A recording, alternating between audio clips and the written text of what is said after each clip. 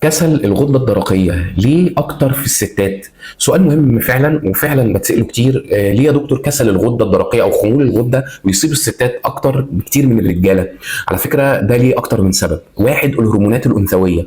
الهرمونات الأنثوية اللي في الستات زي هرمون الإستروجين والبروجسترون بتلعب دور كبير في الموضوع ده، لأن الهرمونات دي بتأثر بشكل مباشر على وظيفة الغدة الدرقية. التغيرات الهرمونية اللي بتحصل وقت الحمل أو بعد الولادة أو مع سن اليأس اللي هو انقطاع الدورة ممكن تسبب لخبطه في الغده وتخليها ابطا.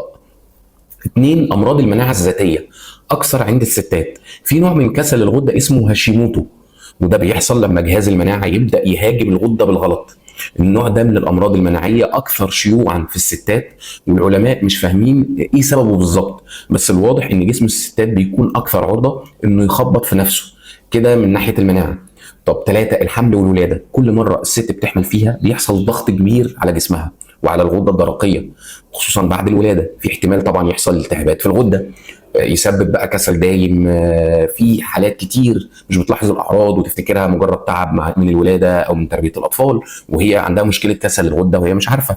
أربعة، أكتر حساسية للتوتر. الستات على فكره بيتاثروا جامد جدا بالتوتر والضغط العصبي بشكل اكبر من الرجاله، وده ممكن بسبب مشاكل في الغده، لان الغده الدرقيه طبعا بتتاثر بهرمونات التوتر زي الكورتيزون.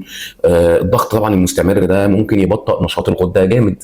خمسة، أعراض كسل الغدة أسهل تلاحظ عند الستات، لأن الستات طبعا بطبعهم بيلاحظوا التغيرات اللي بتحصل في جسمهم أكتر من الرجالة، زي مثلا تساقط الشعر، تلاقي شعرها بيتساقط، بتبدأ وزنها يزيد، تغير في المزاج، تاخير الدوره. فبيكتشفوا بقى وبيتشخصوا اسرع من الرجاله اللي ممكن يتجاهلوا الاعراض لسنين طبعا.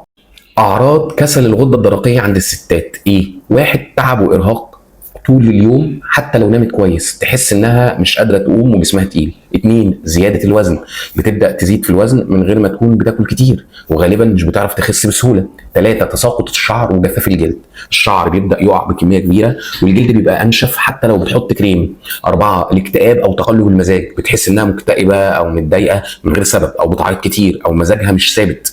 خمسة، تلاقي الدوره الشهريه بتاعتها بتتلخبط او بتقل، ممكن تيجي الدوره متاخره او تيجي غزيره اكتر من من الطبيعي او تختفي تماما.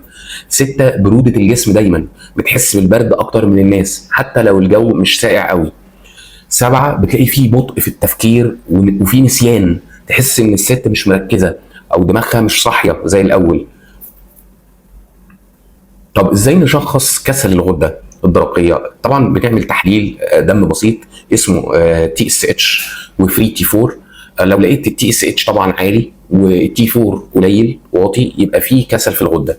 طبعا الدكتور ممكن يطلب تحليل للاجسام المضاده لو شاكك في مرض اسمه هاشيموتو ديزيز. ده جهاز المناعه بيبدا يضرب باجسام مضاده في الغده، فالدكتور بيحلل الاجسام المضاده دي في الدم، لو لقاها عاليه يبقى فيه الهاشيموتو ده اللي هو مرض من امراض المناعه الذاتيه.